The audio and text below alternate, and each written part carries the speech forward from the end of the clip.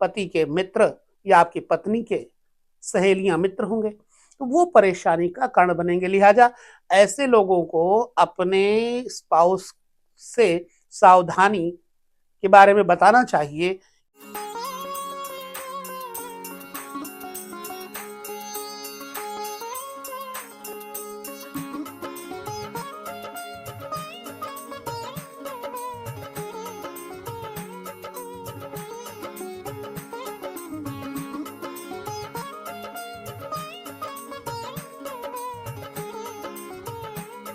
सभी दर्शकों को नमस्कार।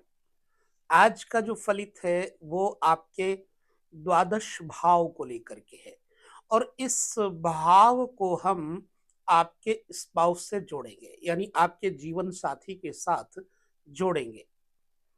आज के युग में सबसे बड़ी जो कठिन समस्याएं आ रही हैं वो पति पत्नी के बीच की दूरियों को लेकर के आ रही हैं। इतना विघटन उत्पन्न हो रहा है, उस पे हम बहुत सचेत करना चाहते हैं सबको। या युग का प्रभाव समझो, या असावधानी, या फिर सौंदर्य का प्रदर्शन, कुछ भी हो, पर कहीं ना कहीं जो वैवाहिक जीवन है अस्त व्यस्त है। चर्चा करेंगे आपके स्पाउस के जो भाव का प्रभाव है वो किस घर से देखा जाता है, ये हम आपको बहुत बार बता चुके हैं। दरअसल आपका जो सप्तम भाव है वही आपके जीवन साथी का भाव है। अगर आप सप्तम भाव को लग्नस्थ करेंगे, घुमा करके लाएंगे, तो फिर आपके 12वें भाव का जो प्रभाव है वो आपके जीवन साथी के छठे भाव को लेकर के प्रदर्शित होगा। अब छठा भाव जीवन का वह पहलू है जिसे हम रोग, परेशानियां, दुश्मनी और कर्ज से जोड़ते हैं।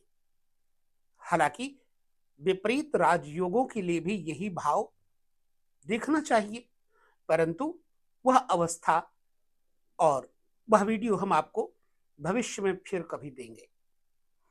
परंतु हम यहाँ ये जान लें कि जो आपके सप्तम भाव से आपका द्वादश भाव है वो आपके स्पाउस के ऊपर कैसे प्रभाव डालता है, या यूं कहिए विपरीत प्रभाव डालता है।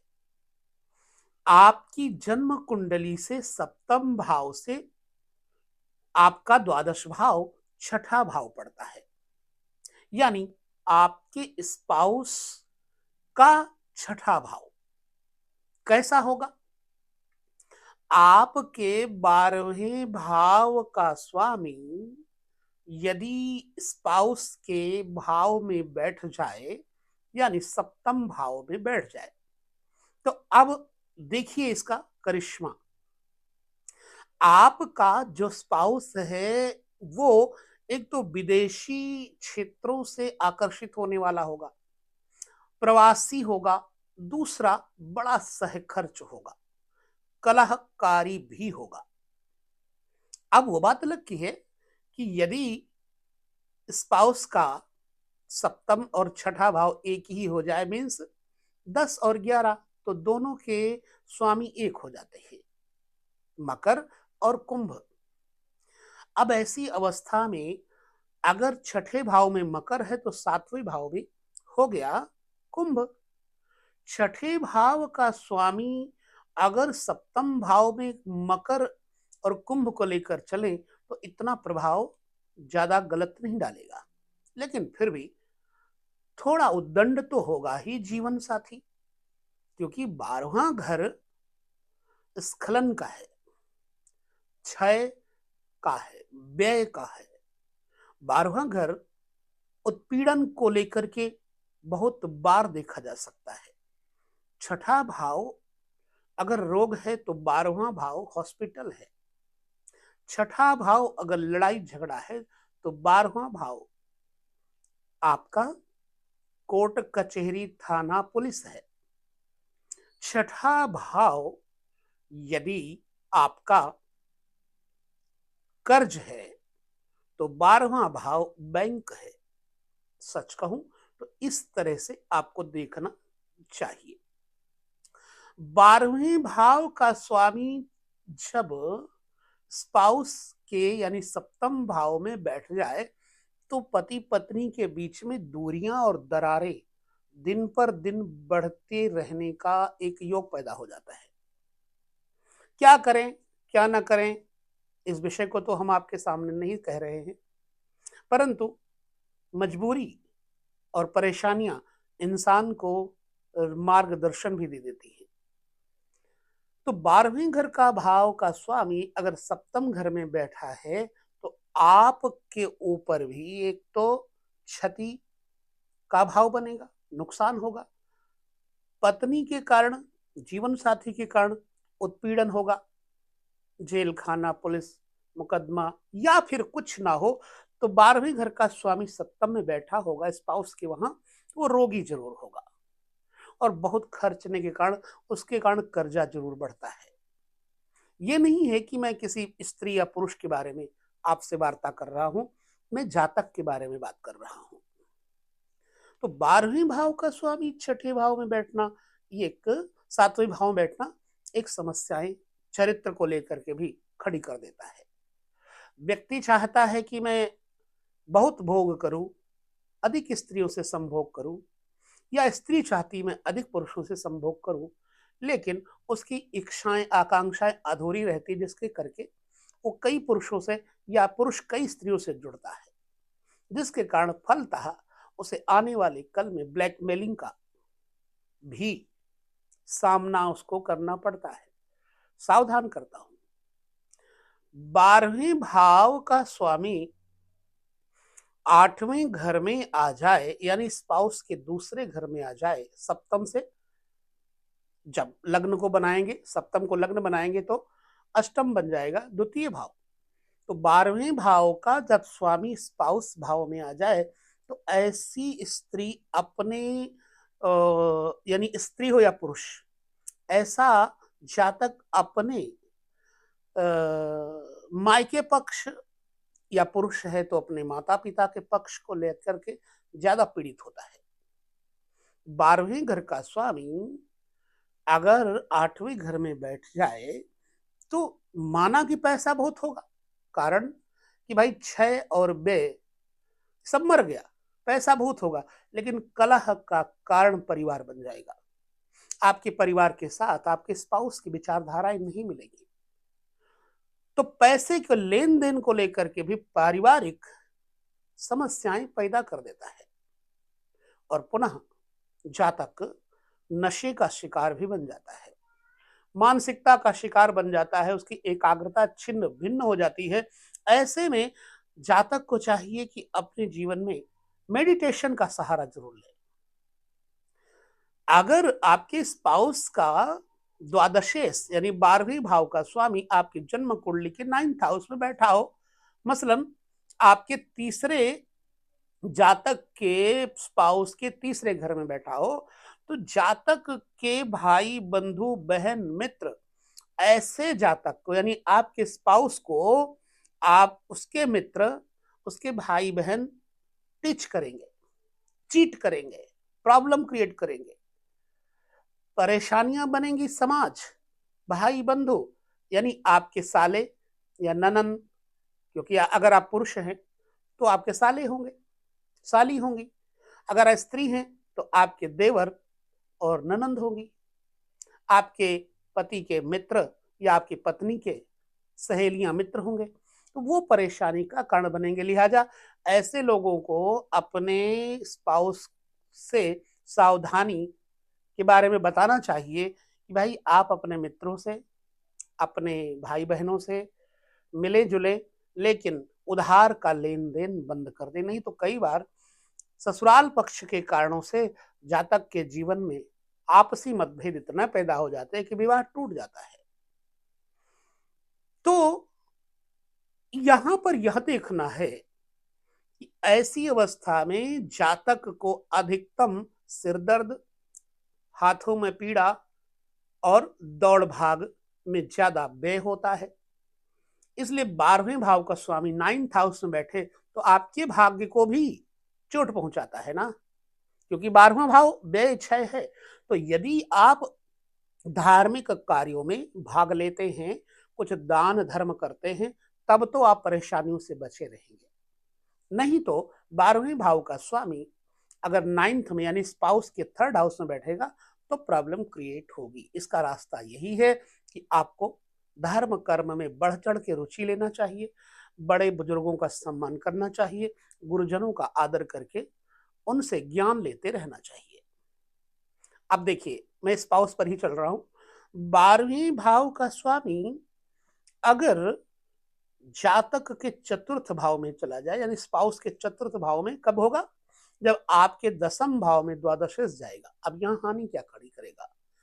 ऐसे स्पाउस यानी आपके स्पाउस की तो सास के साथ तालमेल की स्थिति नहीं बनेगी, ससुर के साथ तालमेल की स्थिति नहीं बनेगी, रास्ते भिन्न भिन्न होंगे, झगड़े होते रहेंगे। भाई, आपका 10th भाव पिता है, लेकिन आपके स्पाउस का 4th भाव पड़ता है तो सास बन जाता है। लिहाजा सास ससुर से विलगता, प्रॉब्लम्स क्रिएट होती है और जातक की जो स्पाउस की स्थिति होती है वो आलसी बन जाती है, प्रायः व्ययशील, आलस्यपना, प्रमाद, इसके कारण झगड़े विवाद खड़े हो जाते हैं। और स्वयं जब 12वें घर का स्वामी 10th भाव में बैठेगा आपका, तो आपके व्यापार का भी तो हानि होगी। आपके पिता, आपके चाचा, बुआ, इनसे संबंधों में खटास पैदा होगी और आपके पिता में आपकी दूरियां पैदा होंगी, आपके व्यापार में घाटे होते रहेंगे। इस स्पाउस के अलावा आपका भी तो घर है। इसी प्रकार से 12वें भाव का स्वामी जब जातक की कुंडली में कहां बैठे? अभी हमने 4th भाव में बैठाया था, अब 5th भाव में बैठा रहे हैं स्पाउस के, यानी आपके 11वें भाव में जब बैठेगा तो स्पाउस के 5th भाव में हो जाएगा। तो 12वें घर का स्वामी स्पाउस के 5th में हो जाएगा। लिहाजा क्या नुकसान करेगा? आपके धन, पैसे, रुपये का नुकसान प्रायः हो ना हो, लेकिन आपके वाइफ या आपके पति के कारण जीवन में व्यापारिक उतार चढ़ाव निरंतर आते रहेंगे, प्रॉब्लम बनती रहेगी। आपके बड़े भाई बहन के साथ आपके स्पाउस की नहीं बनेगी। आपके आमदनी, आपके व्यापार के, आपके मित्र जो हैं उनके साथ आपके स्पाउस की कोई ऐसी स्थिति तालमेल वाली बन जाती है जिससे आपका स्पाउस जुड़ जाता है, तो उसका शारीरिक, फिजिकल रिलेशन होने का भय रहता है। कहाँ आकर के भी जीवन की समस्याएं बढ़ जाती हैं, क्योंकि द्वादशेश अगर 11वें भाव में बैठेगा तो आपका भी हानि निश्चित है, सुनिश्चित है कि आमदनी में घाटा पड़ेगा। और पुनः आपके अपने भाई बहनों के साथ में विशेष तौर से आपसी मतभेद पैदा हो जाएंगे। तो आपका 12वें भाव का स्वामी जब 11वें में बैठे तो आपके ही बड़े भाई बहन आपका धन लें और आपको बदनाम करें, कलंकित करें, यह भी हो सकता है। या फिर 12वें घर का स्वामी जब 11वें घर में स्पाउस के 5th भाव में बैठेगा तो जातक के स्पाउस की विद्या, संपत्ति इत्यादि का हनन, परेशानी, निधन इत्यादि होंगे और स्पाउस के लीवर में प्रॉब्लम क्रिएट होगी, स्पाउस कर्जी हो जाएगा, तो प्रॉब्लम तो क्रिएट हो ही जाएगी ना।